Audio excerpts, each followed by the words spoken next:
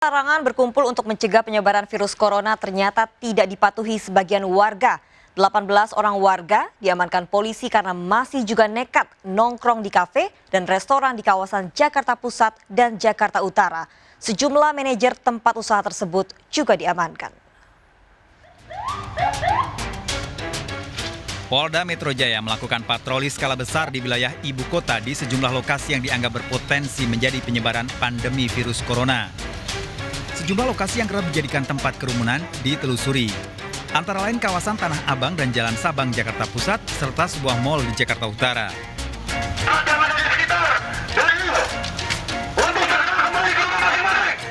Meski telah diberikan imbauan, sekelompok orang tetap mengabaikan polisi. Akhirnya 18 orang yang mengabaikan dibawa ke Polda Metro Jaya untuk menjalani pemeriksaan dan diberikan edukasi. Para pelanggar adalah warga dan sejumlah manajer yang tetap membuka usaha kafe dan restoran hingga mengundang keramaian. Mereka dijerat pasal pelanggaran pembatasan sosial berskala besar. Jadi langsung dikenakan perbuatan tentang pelanggaran pembatasan sosial berskala besar. Jadi langsung diperiksa, langsung diproses karena ada petugas yang mengamankan. Sudah dihimbau untuk pulang, tidak langsung pulang. Patroli skala besar akan terus dilakukan hingga masyarakat paham terkait upaya pemerintah dalam penanganan virus corona selama masa tanggap darurat pandemi virus corona. Dari Jakarta, Helmi Sajangbati, iNews melaporkan. Pemirsa, bukan hanya di kafe dan warung kopi, saat razia petugas mendapati sejumlah muda-mudi nekat berkumpul di pinggir pantai. Sebagian kocar-kacir berupaya menghindari razia petugas.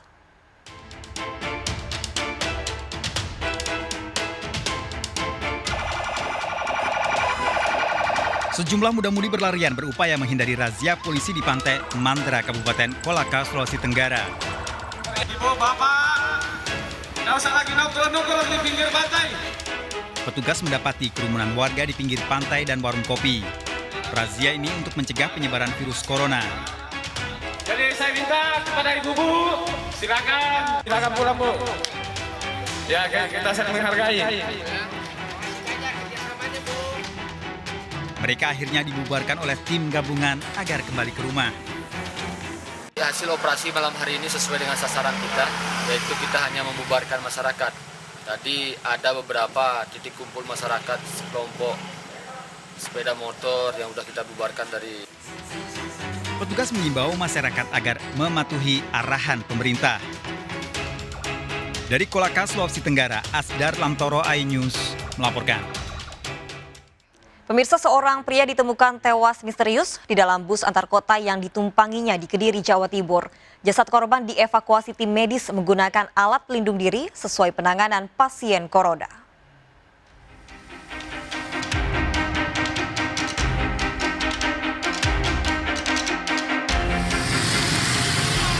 Dalam video amatir terlihat petugas RSUD Pari menggunakan alat pelindung diri APD akan mengevakuasi seorang penumpang yang tewas di dalam bus di Terminal Kandangan, Kabupaten Kediri. Kejadian ini mengejutkan warga sekitar. Korban yang tewas di dalam bus merupakan pria 42 tahun warga Pelemahan, Kabupaten Kediri, Jawa Timur. Berkaitan dengan kejadian di daerah Kandangan, dapat saya sampaikan bahwa semua yang dilakukan oleh petugas di lapangan sudah sesuai dengan SOP-nya. Petugas mengenakan alat pelindung diri APD sesuai standar penanganan pasien terinfeksi virus corona karena penyebab pasti kematian korban belum diketahui. Dari Kediri, Jawa Timur, Afnan Subagio, iNews melaporkan. Warga digemparkan dengan penemuan seorang wanita tergeletak di pinggir jalan Kota Banyuwangi, Jawa Timur. Khawatir terpapar virus corona, wanita ini dievakuasi tim medis menggunakan alat pelindung diri.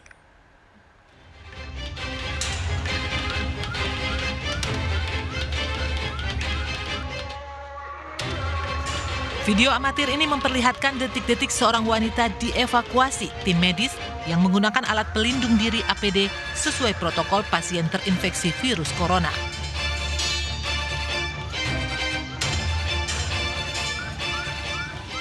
Awalnya wanita ini didapati tergeletak di pinggir jalan Lekol Istiqlah, Banyuwangi, Jawa Timur.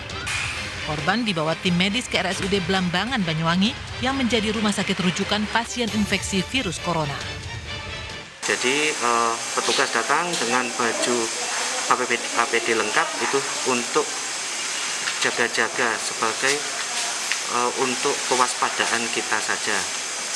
Terkait pasiennya, pasien datang ke sini sudah dilakukan pemeriksaan dan ternyata tidak ada gejala dan tanda yang mengarah ke COVID-19. Kekhawatiran warga di tengah merebaknya wabah virus corona karena di Banyuwangi ada sekitar 424 orang dalam pemantauan atau ODP. Dari Banyuwangi, Jawa Timur, Eris Utomo melaporkan. Pemirsa, 3 jam setelah berlayar, sebuah kapal penyeberangan kembali ke Pelabuhan Melambo, Aceh Barat karena ada penumpang pingsan.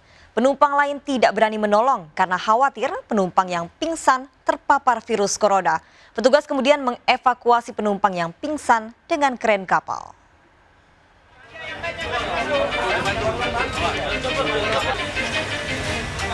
Seorang penumpang kapal Sabuk Nusantara dievakuasi dengan kren karena tidak sadarkan diri dan diturunkan di Pelabuhan Melambo, Aceh Barat. Penumpang wanita berusia 58 tahun ini tiba-tiba pingsan setelah kapal 3 jam berlayar menuju Pulau Simelu. Penumpang lain panik khawatir warga Johan Pahlawan ini terpapar virus corona sehingga awak kapal memilih kembali ke pelabuhan. Penumpang yang pingsan kemudian ditangani tim gugus tugas percepatan penanggulangan COVID-19 dan dibawa ke rumah sakit Cut Nyak. Setelah kita cek dengan keluarga ada indikasi darah tinggi dan pernah juga ada indikasi jantung. Sehingga pihak KKP tadi menyatakan bahwa ini adalah PTM, penyakit tidak menular. Jadi tidak perlu ada pemeriksaan kesehatan untuk penumpang lainnya. Penumpang yang pingsan meninggal di rumah sakit Cut Nyak setelah mendapat perawatan.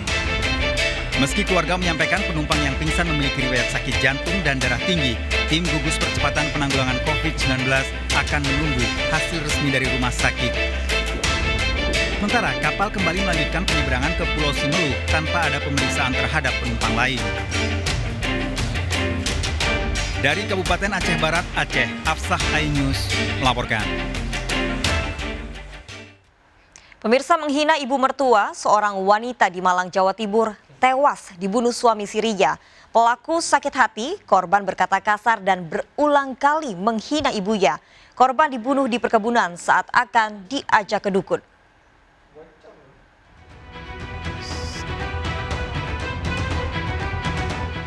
Warga desa Mbabangan, Dampit, Malang menemukan mayat seorang wanita di perkebunan Sengon dengan luka di bagian rahang serta leher.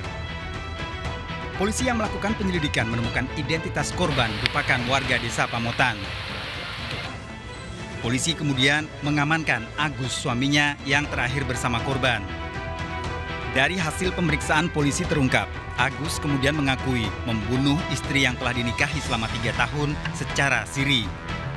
Agus mengaku sakit hati tidak terima ibu kandungnya direndahkan dan dihina berulang kali oleh korban. Orang tua saya dikatain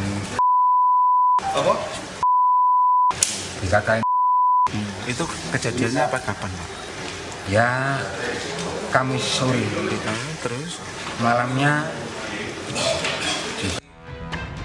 Agus bertambah kesal saat istrinya mengajak ke dukun untuk menjual tanah, tapi istrinya kembali menghina ibunya.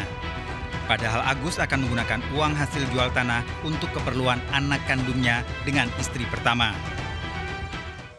Malamnya saya suruh jual tanah. Ya, diajak ke orang pintar saya juga mau. Ya, nggak apa-apa. Belum sampai di orang pintar, masih di jalan. Ya gitu. Orang tua saya dikatain lagi. Kayak siangnya banyak orang gini, maluan saya. Orang tua saya yang melahirkan kok dikatain lunte. Agus dalam pemeriksaan mengaku membunuh di kebun Sengon setelah sebelumnya berpura-pura akan buang air kecil. Agus kemudian menemukan benda tumpul yang digunakan untuk menganiaya istrinya. Pelaku ini menggunakan sepeda motor, keboncengan, si pelaku ini bawa motor. Mereka berencana mau ke tempat orang pintar. di wilayah Wajak, Kecamatan Wajak. Karena mereka ada niatan mau menjual tanah. Nah ini juga salah satu penyebabnya. Kenapa si pelaku agak tersinggung, karena korban ini minta tanah yang dimiliki oleh pelaku yang notabene itu akan diberikan untuk anaknya si pelaku dengan istri yang sebelumnya, tapi diminta paksa oleh korban ini. Polisi juga menduga korban sempat melawan karena ditemukan luka di tubuh Agus. Hal ini akhirnya membuat si korban ambruk langsung ke tanah, tapi masih sempat memberikan perlawanan kepada pelaku. Ini dapat kami temukan ada bukti cakar di dadanya, kemudian ada bukti juga mungkin semacam kena pukul dari tangan si korban di wajah pelaku. Polisi mengamankan barang bukti pembunuhan antara lain pakaian korban.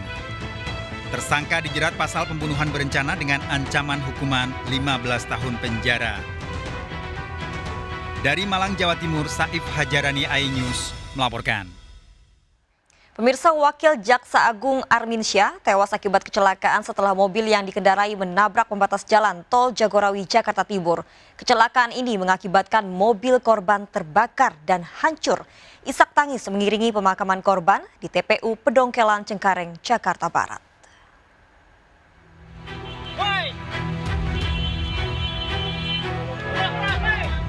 Dari video amatir ini, sebuah mobil sport terbakar di kilometer 13 arah Jakarta, Tol Jagorawi Cibubur, Jakarta Timur. Dari keterangan sejumlah saksi, mobil terbakar setelah menabrak pembatas jalan tol. Akibat kecelakaan tunggal, pengemudi mobil yang ternyata Wakil Jaksa Agung Republik Indonesia Arminsyah tewas. Arminsyah di dalam mobil bersama penumpang lain yang juga mengalami sejumlah luka.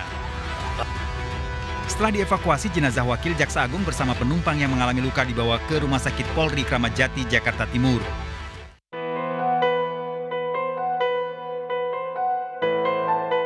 Almarhum Wakil Jaksa Agung dimakamkan di TPU Pedongkelan, Cengkareng, Jakarta Barat. Keluarga dan sejumlah pejabat Kejaksaan Agung mengantarkan almarhum ke peristirahatan terakhir. Berbagai prosedur ketat mengiringi pemakaman almarhum, termasuk pemeriksaan suhu tubuh bagi pelayat yang datang.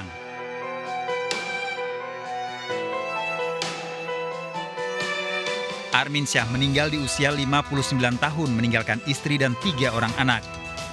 Wakil Jaksa Agung Arminsyah sebelumnya pernah menjabat sebagai Jaksa Agung Muda Tindak Pidana Korupsi. Tim Liputan iNews melaporkan.